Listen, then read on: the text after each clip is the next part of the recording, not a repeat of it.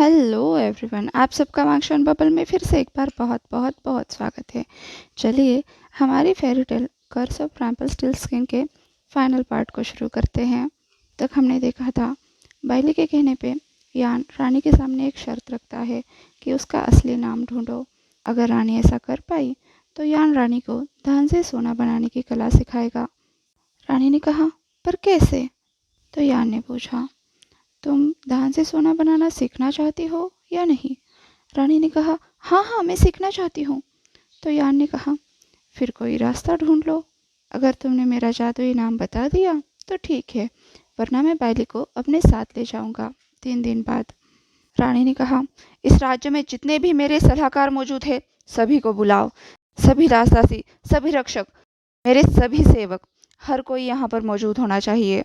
रानी तुरंत जल्दी जल्दी अपने सिंहासन के पास वापस चली गई। उसका चेहरा लालच से भर चुका था। जब तक ये मिलर का बेटा उसके हाथ में है तो उसे डरने की ज़रूरत नहीं है, क्योंकि तब तक ये अजनबी उसी की मुट्ठी में रहेगा। ये अजनबी जिसके पास सोना है। वैसे रानी कोई मूर्ख तो नहीं है, वो ये बात बहुत अच्छे से जानती है कि इस अजनबी की कमज़ोरी ये लड़का है। दुनिया की सबसे बकवास चीज़ भावनाएं, जिसके आगे बड़े से बड़ा हथियार भी फेल है। रानी भावनाओं से खेलना बहुत अच्छे से जानती है, तो आज भी वो वही अपना विशेला खेल खेलेगी, सोना पाने के लिए। और कहीं ना कहीं ये बात यान ने भी भांप ली थी। उसने होंगे की तरफ देखा। उसे पता था रानी कितनी लालची है, तो उसने उसे आवाज़ लगाई, और रानी, इसका बाल भी पांखा हुआ तो देख लेना, मैं तुमसे तुम्हारी हर चाहत छीन लूँगा। पूरा सोना, सारे हीरे जवाहरात, तुम्हारी संपत्ति का एक एक कतरा। रानी गुस्से में पीछे मुड़ी और जोर से चिल्लाकर बोली, तुम्हारी हिम्मत कैसे हुई मुझे धमकी देने की? किसी ने भी आज तक मुझसे कुछ भी नहीं चुराया है। कोई इतने काबिल नहीं कि मुझसे कुछ भी छीन पाए। यान ने बाइली से नजरें नहीं हटाई, बस अपना एक हाथ ऊपर किया और रानी के गले का नेकलेस फटाक से उसके हाथ में आ गया। सभी लोग चौंक गए थे। रानी तो सबसे पहले अपना गला टटोलने लगी, पर वो हार तो यान की बात मानकर सोने की धूल बनकर यान के हाथों में आकर थम गया, जैसे कि उसने उसे आज्ञा दी है। उसने हवा में ही अपना आकार बदल लिया और यान के हाथों पर ऐसे खेलने लगा जैसे कोई जादू। तुरंत ही उसने एक ताज की शक्ल ले ली, बस अंगूठी भर जितना। अब वो हार यान के हाथ की अंगूठी बन चुका था। यान ने फिर से कहा, बस एक बाल इम्प्रेस। यान के इतना कहते ही वो ताज भी पिघल गया और उसके हाथों में समा गया। वह चौंका होकर रानी बस यान की तरफ देखे जा रही थी। अब कहीं जाकर उसे पूरी बात समझ आ चुकी थी। यान अभी भी बाइली की आंखों में देख रहा था, पर बाइली को जैसे उस पर खुद से भी ज़्यादा भरोसा हो। बाइली ने यान के अंदर की कश्मकश बहुत अच्छी तरह से समझ ली थी। उसने यान की तरफ देखते हुए कहा, मैं जानता हूँ तुम ज़रूर वापस आओगे। वैसे भी मुझ पर तुम्हारा एक एप्पल का कर्ज बाकी है। यान मुस्कुराया। उसने कहा, हाँ बिल्कुल, ये मैं कैसे भूल सकता हूँ। जब तीसरे दिन सूरज की आखिरी किरण क्षितिज पर होगी, मैं वापस आऊँगा। तुरंत वहाँ पर सुनहरी धूल का मानो बवंडर आ गया और हवा में मिलने से पहले एक बार उसने बाइली को अपने आगोश में ले लिया और फिर गायब हो गया। तभी रानी चिल्लाई, रक्षकों, सारे जादूगर, सारे स्कॉलर, सारे नेचुरल स्पिरिट्स को बुलाओ। जिस किसी को भी इस गोल्डन बिस्क के बारे में कुछ भी पता हो, सबको यहाँ हाजिर करो। तुम? रानी बाइली की तरफ देखकर गुस्से में बोल पड़ी, बताओ मुझे, मुझे वो कैसे पता चलेगा? बाइली ने कहा, मुझे नहीं पता। रानी चिल्लाई, मुझसे झूठ बोलने की कोशिश भी मत करना। बाइली ने कहा, क्या तुम्हें लगता है मुझे तुमसे झूठ बोलने की ज़रूरत है? रानी चिल्लाई, उसने तुम्हें कैसे ढूंढा? कहाँ पर मिले तुम लोग? बाइली ने कहा, मैं? बिल्कुल नहीं, मेरे गधे ने उसे ढूंढा था, कुएं के पास। रानी चिल्लाई, ले जाओ इसे यहाँ से और इसके गधे को लेकर आओ। और हाँ, इसे वापस ले जाकर उसी कारागार में बंद कर दो। इसे बस उतना ही खाना देना जितनी इसे ज़रूरत है, एक निवाला भी ज़्यादा नहीं। और हाँ, इसे बिल्कुल मत सताना। अगर किसी ने भी इसे परेशान करने की कोशिश की तो वो जान से जाएगा। इसे खरोच भी नहीं आनी चाहिए। अगर कोई इसके आसपास दिखा तो उसे तुरंत मेरे सामने लेकर आओ। रानी ने अब मुड़कर बायली की तरफ देखा। उसे देखकर लग रहा था कि वो पूरी की पूरी पागल हो चुकी है। उसने फिर से चिल्लाकर कहा, अगर इसने अपने आप को चोट पहुंचाने की कोशिश की तो इसके बाप को लेकर आओ। उसे भूखा प्यासा कारागार में बंद करके रखो ताकि ये हमारे साथ कोई चालाकी ना कर सके। बस 3 दिन की बात है। 3 दिन तक तो वो बिना खाने पीने के जिंदा रह ही जाएगा। याद रखना, अगर तुमने कोई चालाकी करने की कोशिश की तो तुम्हारी हर गलती की सजा तुम्हारे बाप को मिलेगी। बायरी चिल्लाया, तुम तो राक्षस हो। रानी ने कहा, बिल्कुल सही, और बहुत ही जल्दी मैं दुनिया की सबसे अमीर और सोना बनाने की ताकत रखने वाली राक्षस बन जाऊंगी। और जैसे ही मैंने ये जादू पा लिया, सबसे पहली चीज जिसे मैं सोने में बदलूंगी वो होगे तुम। बायली के अंदर तो गुस्सा फूट पड़ रहा था, पर फिर भी उसने अपने आप को संभाला। बस रानी को किसी भी तरह से यान का नाम मालूम होना चाहिए। उसका गुस्सा या फिर आपा खो देना उसके किसी काम का नहीं है।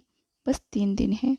3 दिन में सब कुछ बदल जाएगा, सब कुछ अच्छा होगा। बायली किसी और चीज़ के बारे में सोचना भी नहीं चाहता था। पहले दिन रानी ने हर किसी से पूछा, पर कोई स्कॉलर, कोई पुस्तक, कोई ज्योतिष, कोई जादूगर, ना ही कोई और जीव उस आदमी के बारे में कुछ भी नहीं बता पाया। किसी को पता ही नहीं था सोने का दिल रखने वाला आदमी कौन है, कहाँ है। यहाँ तक कि उस गधे ने भी थोड़ी सी भी मदद नहीं की। वो तो अपनी जगह से 1 मिलीमीटर भी नहीं हिला। उस दिन रानी ने सभी से कहा था, जिसको जितने भी नाम पता है सभी नाम लिख लिए जाए। रानी ने वो सब नाम पढ़े, उनमें से कोई भी नाम जादुई नहीं था। दूसरे दिन रानी ने फिर से अपने सारे आदमी भेजे सोने के दिल वाले आदमी को ढूंढने के लिए। यहाँ तक कि रानी ने उन सबको बुलाया जिनकी भी यान ने मदद की थी, पर सभी लोग बस एक ही बात कह रहे थे कि वो अजनबी अचानक से उनके सामने आ गया और उन्हें सोना देने के बाद ऐसे ही चला गया। तीसरे दिन भी रानी ने फिर से एक बार हर किसी को काम पे लगाया। सारे रक्षक, उसके सारे नौकर चाकर, यहाँ तक कि छोटे से छोटा आदमी भी। रानी ने सबसे कह दिया, उनको जितने भी नाम पता है वो सभी नाम उन्हें लिख लेने हैं। यहाँ तक कि बस उस राज्य के ही नहीं, पड़ोसी 4 राज्यों के भी सभी नाम लिख लेने हैं। राजमहल में अब स्क्रोल्स का भंडार बन चुका था। यहाँ तक कि राजसभा के छत तक उनका ढेर पहुंच चुका था, पर फिर भी उनमें से कोई भी नाम जादुई नहीं था। तीसरे दिन शाम होने लगी थी, तभी एक शिकारी दौड़ते हुए राजमहल आया। रानी को प्रणाम करते हुए बोला, महारानी, मुझे कुछ पता चला है। बताओ, रानी ने कहा। तो उस शिकारी ने कहा, वो गधा, वो भाग गया था और मैं उसके पीछे चला गया। वो गधा उस मिलर के खेत को लांग कर आगे नदी की तरफ भागा। उसके बाद उसके भी आगे मुझे एक सेब का खेत मिला और वो गधा भी। वहीं पर वो आदमी था जिसका दिल सोने का है।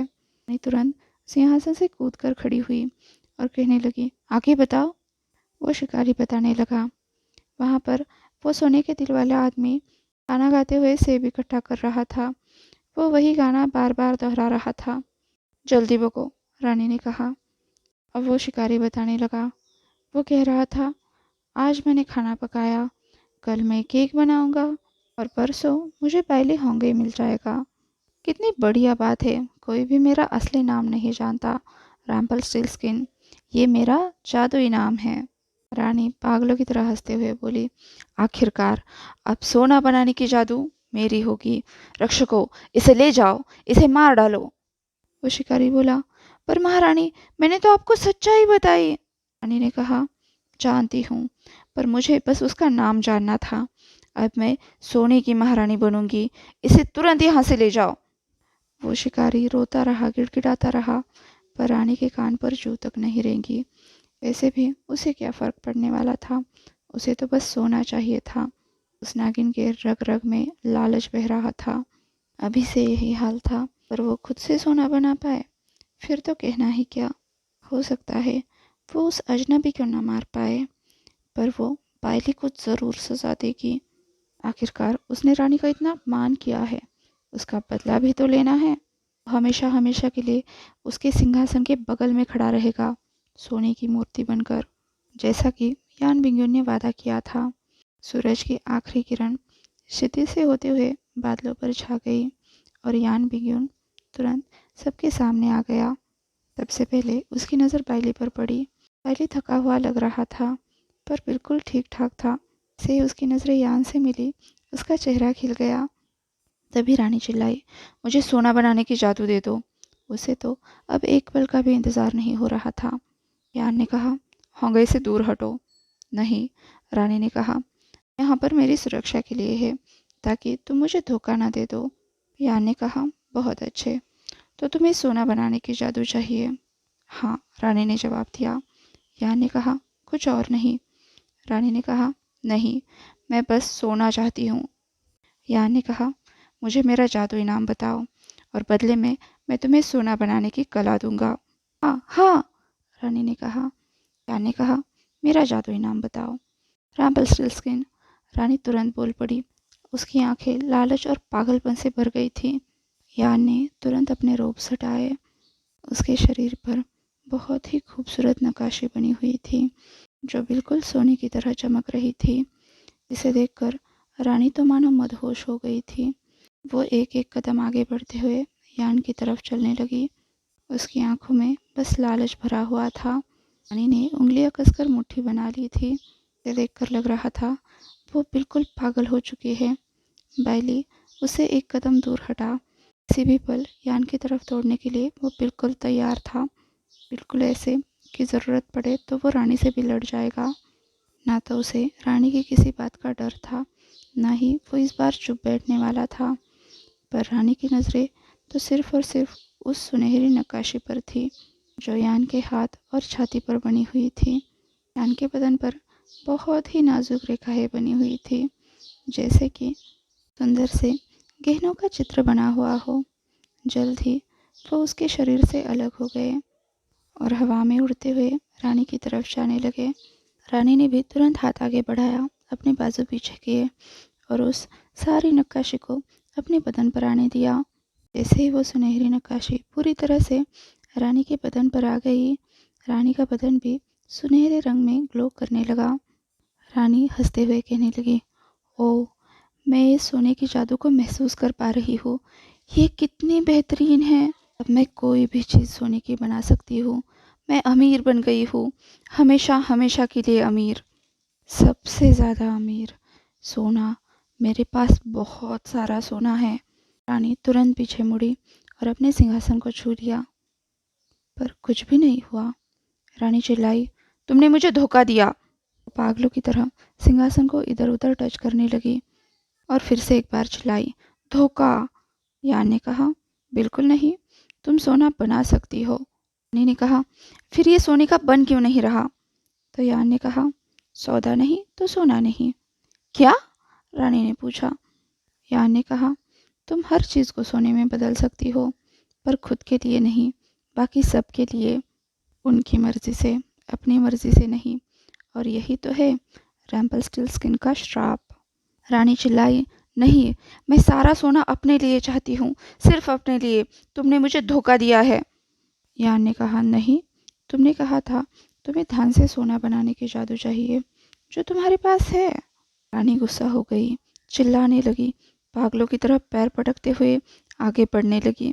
तभी उसके पैरों के नीचे से जमीन खिसकने लगी। वहां से सुनहरी ज्वालाएं उठने लगी और तुरंत ही उन ज्वालाओं ने चिल्लाती हुई रानी को अपने में समा लिया। बाइली दौड़ते हुए यान की तरफ भागा, जिसने भी बाहें फैलाकर तुरंत उसे अपने बाहों में ले लिया। बाइली ने पूछा, अब उसका क्या होगा? यान ने कहा, अब से वो भी सभी की इच्छा पूरी करती फिरेगी, जब तक कि उसे कोई इतना प्यार करने वाला नहीं मिलता जो उसे सोने से भी ज़्यादा चाहता हो।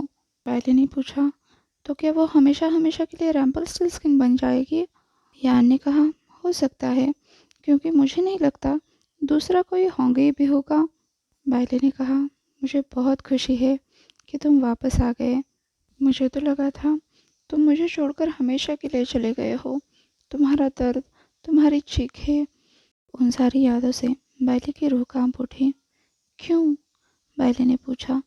यान ने कहा, वो श्राप, उसे मिटाया नहीं जा सकता। बैली ने पूछा, पर तुम मेरे पास नहीं लौटे। मैंने तुम्हें कितनी बार बुलाया, तब भी नहीं। यान ने कहा, मैं बस सोना पाने की चाहत के लिए चला आता हूँ। बैली ने कहा, नहीं, तुम नहीं आते। पहली रात मैंने सोना चाहा था, पर दूसरी रात मैंने तुम्हें पाने की कोशिश की थी। मैंने सोने के दिल वाले आदमी को बुलाया था। मुझे सच बताओ योन, तीसरी रात ना तो मैं सोना चाहता था, ना ही तुम्हें। फिर तुम मेरे पास क्यों आए? उस रात तुम किसके बुलाने पर आए थे? अब तो यान भी सोच में पड़ गया। होंगे बिल्कुल सही था। इस बात पर यान ने भी गौर किया था। वो सोने से भी ज़्यादा होंगे के पीछे पागल था। तीसरी रात उसने अपने दिल की सुनी थी। यान बिंगन मुस्कुराकर बोला, होशियार मिलर का बेटा। बैरी ने पूछा, क्या उस श्राप ने ये जान लिया था कि मैं उसके लिए एक खतरा हूँ? यान ने कहा, हाँ, वो तो है। तुम उसके लिए खतरा ही तो थे। बैली ने पूछा, पर फिर भी तुम आए। यान ने कहा, यही तो सौदा था। रैम्पलस्टिल्टस्किन को हमेशा सौदे का पक्का होना चाहिए। यही तो उसका श्राप है। और तुम मेरे हो। और तुम मेरे, बैली ने कहा। हाँ बिल्कुल, यान ने जवाब दिया। बैली ने कहा, तो अपना वादा निभाओ। यान मुस्कुराया। उसने बैली को अपनी तरफ खींच लिया और पूछा, किस वादे की बात कर रहे हो? ओह, अब याद आया। Every day means every day. ये बात सुनकर बैली के कान लाल हो गए और यान भी ये बात जानकर मुस्कुराया।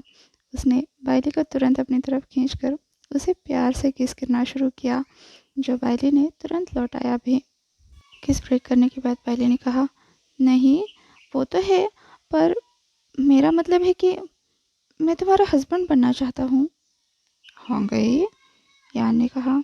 बिंग योन, बैली बोला। तुम हमेशा मेरे साथ रहोगे? यान ने पूछा। हमेशा हमेशा, बैली ने जवाब दिया। हर वक्त? यान ने पूछा। हर जन्म, बैली ने जवाब दिया। उसके बाद दोनों दुनिया के सबसे खुशहाल और सबसे अमीर आदमी बन गए। अपने राज्य को भी उन्होंने बहुत समृद्ध बनाया। दोनों एक दूसरे से बहुत प्यार करते थे और अपने आप को खुशकिस्मत मानते थे, क्योंकि वो दोनों एक दूसरे से मिले। और अगर वक्त के साथ अपनी जीवन यात्रा पूरी करके वो चल नहीं बसे होते, तो उनका प्यार आज भी हमारे लिए एक मिसाल बनकर रहता। इसी के साथ हमारी कहानी ख़त्म होती है, कर्स ऑफ रैम्पलस्टिल्टस्किन। आज के लिए बस इतना ही। आपसे फिर मिलूंगी एक नई कहानी के साथ। तब तक के लिए अपना ख्याल रखिए। वीडियो पसंद आया हो तो लाइक, शेयर और कमेंट कर दीजिए। और हाँ, अभी तक चैनल को सब्सक्राइब नहीं किया है तो सब्सक्राइब भी कर दीजिए। और वांगशान बबल में खुश रहिए। Thank you.